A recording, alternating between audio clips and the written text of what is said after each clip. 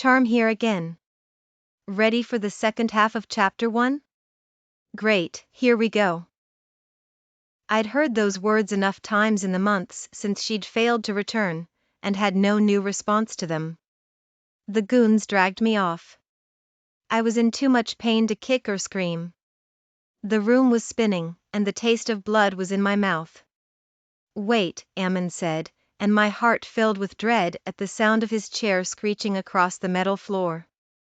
He rose and came to me, eyes narrowing even more than before, if that was possible. He cocked his head. You're not the type to lose your cool. I grinned, letting my ears twitch in the way I knew didn't sit right with him, antagonizing him even more. He gave me one last calculating look, then waved us off.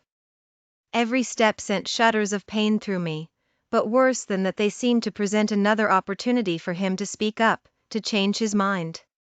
But he didn't, and soon I was out in the hall, other rogues looking at me with curiosity and judgment. They all thought I was weak. That I was merely the younger sister, the one who was bubbly and ditzy, the one who danced and used my powers like drugs. Well, fuck them, too. It had been fun, that lifestyle, stealing from the rich, giving to the poor, which really meant ourselves, and having fun along the way. Only, now everything had changed. They'd refused to listen to me, refused to send search parties, or let me go on my own, to find my sister. And because of that, they were about to finally get a view of the real me. Acting like a damned fool, the jailer said when he saw me, his comms button flashing as he moved his finger from it at the side of his helmet. Apparently, he'd just heard about the situation. Maybe I throw you into the lower level, the swamps, and give you a real taste of. I didn't let him finish, instead kicking out and catching him with a kick to the jaw that sent him stumbling back so that his head slammed into the metal wall. He'd been bluffing, but I couldn't have that.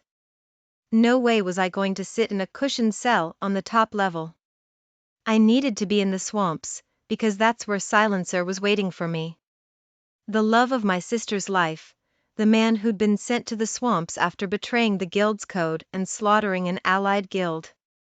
According to the stories, all for a bracelet they'd stolen from him. Little did anyone know, I'd managed to get my hands on said bracelet, and had it on me at that very moment.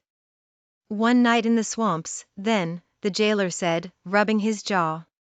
He stood tall, smoothing out his silver robes and then his slick, black hair.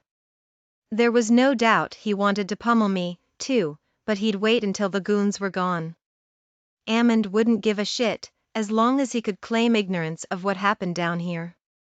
So it was that I was on my way to the station's dungeon we'd all come to fear and know as the swamps, and from there, I hoped, to making my way off of this space station to find my sister. There we go, Chapter 1. You can listen to more of these on Patreon. For now, a chapter a month? Or we can do more if the demand is there. Thank you for listening.